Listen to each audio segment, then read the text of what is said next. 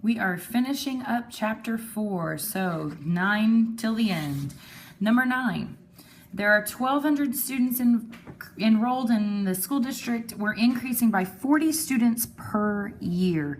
Which inequality represents the number of years it will take for the total enrollment to exceed 1,800? Okay, I'm going to do this algebraically. This isn't a hard formula to set up. I'm starting with 1,200 students. I'm adding 40 students per year. And it says I need to exceed 1,800. Well, exceeding means I need to be greater than 1,800 students, okay? Now I just solved this really easily. I subtract 1,200. I get 40y is greater than 600. And then if I do that on the calculator pretty easily, I get that y is greater than 15, okay? Pretty simple problem there to solve. Number 10, what whole number satisfies that inequality? Well, let's solve it down here. 5 is less than or equal to 4x minus 1, which is less than or equal to 9. I can solve this just like I would solve any other normal problem. It just has multiple sides to it. So when I add that 1 to cancel out, I've got to add it on both sides of my equation, okay?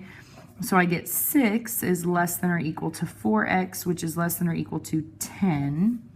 Then the same thing, when I divide by 4 to cancel that out, I divide everything by 4, okay? 6 divided by 4 is 1.5. 10 divided by 4 is 2.5. So here's where I have to go back up to my question. What whole number satisfies that inequality? Well, what whole number is bigger than 1.5 and less than 2.5? That would be positive 2. And again, on these gridables, better safe than sorry. Why not take the extra 2 seconds to bubble in the positive and go ahead and say 2.0 so there's no question of place value. Number 11, if I'm graphing this inequality, I'm going to go back and think about mx plus b, okay? So my slope is 3. There is no y-intercept at the back of this equation, so my y-intercept is a 0. So I need a y-intercept is 0 and a slope of 3. That's going to knock out a. That's going to knock out b. Both c and d have 0 up 3 over 1. 0 up 3 over 1. So this is where that inequality comes into account. Y has to be less than 3x. Well, less than means I'm lower than my line, so that means it's D. If you do this on the calculator and do it on a graph page, y'all remember that if you just delete, you can change that to the less than symbol, and then you can say 3x, and it will actually do it for you, okay, which is super helpful. Number 12. We've got a graph given to us and it says which of the one is part of the solution set. The shaded area is also known as the solution set. So all you're looking for is which one of these dots is actually in that shaded area.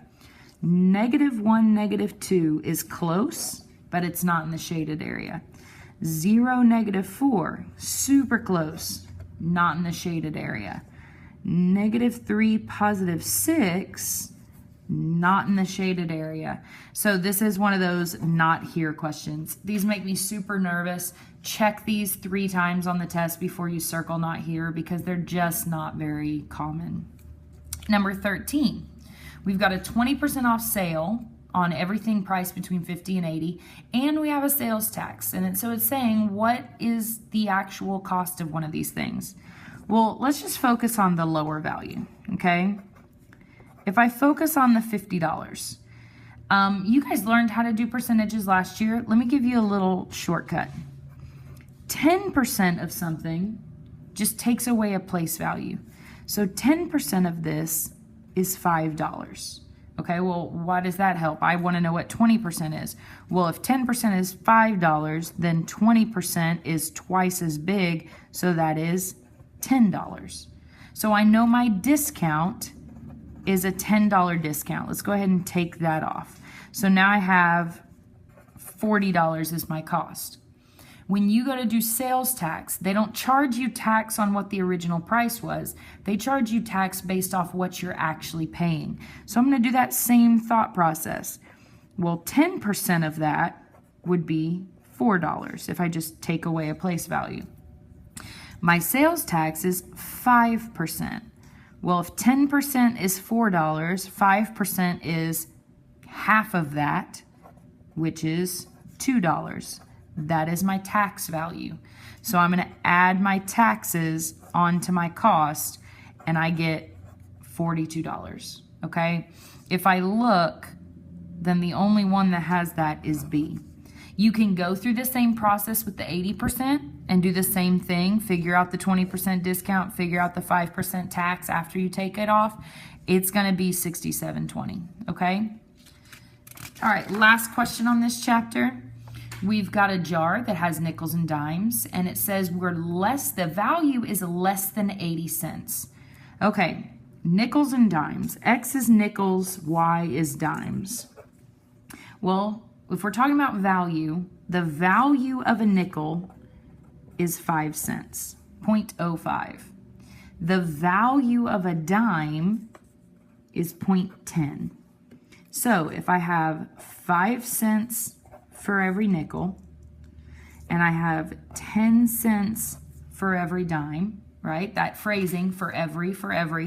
If I add the values together, it says I'm less than 80 cents. So I have to be less than 80 cents, okay? It's just setting it up. Solving it for y, I'm going to kind of cheat and start doing it up here. I'm going to subtract that x to move it to the other side. So I get 0.10y is less than, and then I'll go ahead and put it in the normal order that we like to see with the x in front. Negative 0.05x plus 80, divide by 0.10. The process is exactly the same, even though the numbers are a little bit weird. Y is greater than or equal to, I'm going to do it on the calculator, really easy off to the side. This becomes negative 1/2, or negative 0.5. This actually becomes 8, right? How many dimes fit into 80 cents? It's 8 of them. So there's my actual graphable thing. So now when I go to graph this, I'm just going to count by ones. Okay, 6, 7, 8.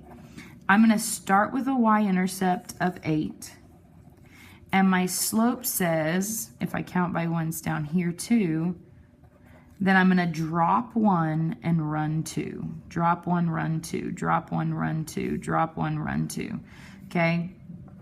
It's a dotted line because I'm not equal to my line. So as I draw it, I'm going to do a little dashed or dotted line in there. And then shading, I want less than the line. So I'm going to shade everything under that, which makes sense, right? If I'm under 80 cents. It says interpret the solution set by your graph in the context. Well, the solution set is the shaded area. So I can pick any dot in the shaded area. Let's pick a really easy one.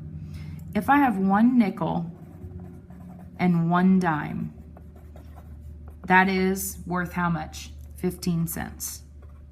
Is 15 cents less than 80 cents? Yeah. I can go through this thing and pick any combination. 4 dimes and 2 nickels, well, that's 40, 50 cents. 50 cents is less than 80 cents, okay? Any one of these combinations down in the shaded area will be less than 80 cents, okay? All right, hope that helps. That's it for chapter 4.